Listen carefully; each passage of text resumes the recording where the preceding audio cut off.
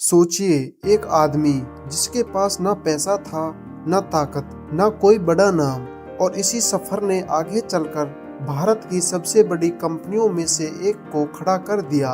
यह कहानी है धीरू भाई अंबानी की और उस विरासत की जिसे उनके बेटे मुकेश अंबानी ने टेलीकॉम, रिटेल, डिजिटल और न्यू एनर्जी तक फैलाकर पूरी दुनिया में पहचान दिला दी। धीरूभाई अंबानी का जन्म 28 दिसंबर 1932 को गुजरात के छोटे से गांव चोरवाड़ में हुआ था। उनके पिता हीराचंद गोवर्धन भाई अंबानी गांव के एक स्कूल टीचर थे और उनकी माता कोकिलाबेन अंबानी एक साधारण हाउसवाइफ थी। कम साधनों में पले बड़े धीरू भाई ने बचपन से ही मेहनत करना और आगे बढ़ने के सपने देखना सीख लिया था। वीडियो शुरू करने से पहले मेरी आपसे एक रिक्वेस्ट है, प्लीज चैनल को सब्सक्राइब जरूर कर दें। 1950 में काम की तलाश में धीरू भाई यमन चले गए, जिसे उस समय ब्रिटिश एडन कहा जाता था। वहां उन्होंने एक गैस स्टेशन पर काम किया और साथ साथ स्पाइसेस ट्रेडिंग का अनुभव भी हासिल किया। 1958 में भारत लौटने के बाद उन्होंने रिलायंस कॉमर्शियल कॉरपोरेशन की शुरुआत की। शुरुआत में यह कंपनी यमन से स्पाइसेस और पॉलिएस्टर्स के इंपोर्ट एक्सपोर्ट बिजनेस से जुड़ी हुई थी। मुंबई के मस्जिद बंदर इलाके में एक छोटे से कमरे से शुरू हुई यह कंपनी धीरे धीरे आगे बढ़ती चली गई। छोटी शुरुआत से बड़े सपनों तक धीरू भाई ने हमेशा आगे की सोच रखी। आम लोगों को शेयर मार्केट से जोड़ने का रास्ता दिखाया। 1960 के आसपास धीरू भाई अंबानी ने पॉलिएस्टर्स फाइबर्स बिजनेस में कदम रखा। उस समय भारत में सिंथेटिक फैब्रिक्स की मांग तेजी से बढ़ रही थी।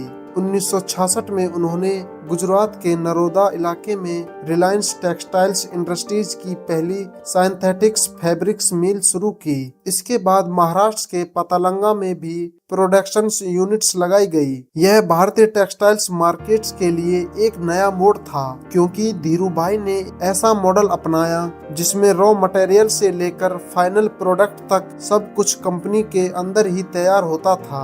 उनकी कंपनी ने विमल ब्रांड के जरिए बाजार में अलग अलग पहचान बनाई और आम लोगों को शेयर्स के जरिए कंपनी से जुड़ने का मौका दिया। 1980 के आसपास धीरू भाई अंबानी ने रिलायंस को पेट्रोकेमिकल्स और एनर्जी सेक्टर्स की ओर बढ़ाया। उनका साफ मानना था कि अगर हर चीज अपने कंट्रोल में हो तो कंपनी ज्यादा मजबूत बनती है। 1985 में कंपनी का नाम बदलकर रिलायंस इंडस्ट्रीज लिमिटेड रखा गया। इसी समय हजीरा में एक बड़े पेट्रोकेमिकल्स कॉम्प्लेक्स की शुरुआत की गई, जो आगे चलकर दुनिया के सबसे बड़े प्लांट्स में शामिल हुआ। इस सफर में धीरू भाई को शेयर मार्केट से जुड़ी कई परेशानियों का सामना करना पड़ा, जैसे बेयर कार्टेल के साथ टकराव, लेकिन इसके बावजूद उन्होंने निवेश करने वालों का भरोसा बनाए रखा। मुकेश अंबानी का जन्म 19 अप्रैल 1957 को यमन के एडन में हुआ था, जो उस समय एक ब्रिटिश कॉलोनी थी।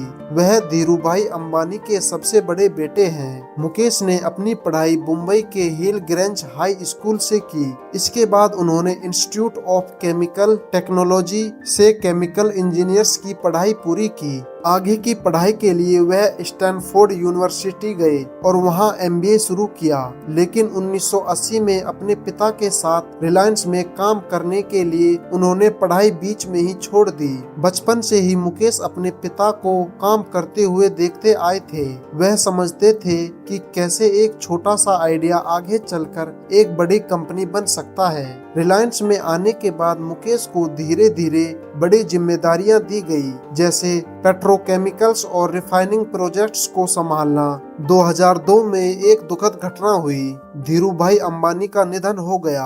वह 69 साल के थे जब उसका निधन हुआ। उनके जाने से भारत ने एक ऐसे इंसान को खो दिया जिसने आम लोगों को बिजनेस की दुनिया से जोड़ दिया था। उस समय रिलायंस इंडस्ट्रीज पहले ही एक बड़ी कंपनी बन चुकी थी, जिसमें पेट्रोकेमिकल्स, रिफाइनिंग, टेक्सटाइल्स और कई दूसरे काम शामिल थे। धीरू भाई के बाद रिलायंस की जिम्मेदारी मुकेश अंबानी और अनिल अंबानी ने संभाली, लेकिन परिवार के अंदर मतभेदों के चलते 2005 में कंपनी का बंटवारा हो गया। इस बंटवारे में मुकेश अंबानी को रिफाइनिंग, पेट्रोकेमिकल्स और ऑयल गैस से जुड़े काम मिले, जबकि अनिल अंबानी को टेलीकॉम, पावर, फाइनेंस सर्विस से जुड़े हिस्से मिले। इसके बाद मुकेश अंबानी ने रिलायंस को और आगे बढ़ाने पर ध्यान दिया। उन्होंने कंपनियों को नए क्षेत्र में ले जाना शुरू किया और इसे भारत की सबसे ज्यादा कीमत वाली कंपनियों में शामिल कर दिया। मुकेश अंबानी के समय रिलायंस ने कृष्णा गोदावरी बसिन में नेचुरल गैस के बड़े बड़े भंडार खोजे। KG-D6 गैस फील्ड को भारत की बड़ी गैस खोजों में गिना जाता है। हालांकि इस प्रोजेक्ट में आगे चलकर प्रोडक्शन और प्राइसिंग को लेकर कई सवाल भी उठे, लेकिन इसके बावजूद यह भारत की एनर्जी जरूरतों की मदद करता रहा। इसके बाद रिलायंस ने खुद को सिर्फ ऑयल्स और पेट्रोकेमिकल्स तक सीमित नहीं रखा। इसी सोच के साथ टेलीकॉम सेक्टर्स में भी कदम रखा गया। 2016 में रिलायंस जियो को ऑफिशियली लॉन्च किया गया। सस्ते दामों पर हाई स्पीड 4G डाटा देकर जियो ने भारत के टेलीकॉम मार्केट की तस्वीर बदल दी। इंटरनेट आम लोगों तक पहुंचा और online education, digital service, e-commerce और डिजिटल इंडिया को तेजी से बढ़ावा मिला। कुछ ही महीनों में जियो से करोड़ों लोग जुड़ गए। इसके बाद रिलायंस ने रिटेल मार्केट में भी कदम रखा। जियो मार्ट के जरिए ऑनलाइन और ऑफलाइन शॉपिंग को एक साथ लाने की कोशिश की। आज रिलायंस रिटेल भारत की सबसे बड़ी रिटेल कंपनियों में से एक है, जिसमें ग्रोकरी, फैशन, इलेक्ट्रॉनिक्स और कई दूसरी कैटेगरीज भी शामिल है। आज मुकेश अंबानी दुनिया के सबसे अमीर लोगों में गिने जाते हैं। उनकी नेटवर्थ समय समय पर बदलती रहती है, लेकिन दिसंबर 2025 के आसपास यह लगभग 112 बिलियन डॉलर्स मानी जाती है। मुकेश अंबानी ने 1985 में नीता अंबानी से शादी की। उनके 3 बच्चे हैं, आकाश, ईशा और आनंद। नीता अंबानी रिलायंस फाउंडेशन के जरिए शिक्षा और स्वास्थ्य से जुड़े काम करती है। मुंबई में स्थित एंटीलिया अंबानी परिवार का घर है। यह दुनिया के सबसे महंगे प्राइवेट होम्स में गिना जाता है। आज रिलायंस न्यू एनर्जी और डिजिटल सर्विस पर भी तेजी से काम कर रही है। Company solar energy, green hydrogen, battery storage जैसे क्षेत्रों में आगे बढ़ रही है। साथ ही जियो प्लेटफॉर्म्स के जरिए AI, क्लाउड सर्विस और डिजिटल प्लेटफॉर्म्स में भी निवेश किया जा रहा है। अगर आपको यह वीडियो पसंद आई है तो प्लीज वीडियो को लाइक करें और चैनल को सब्सक्राइब जरूर करें।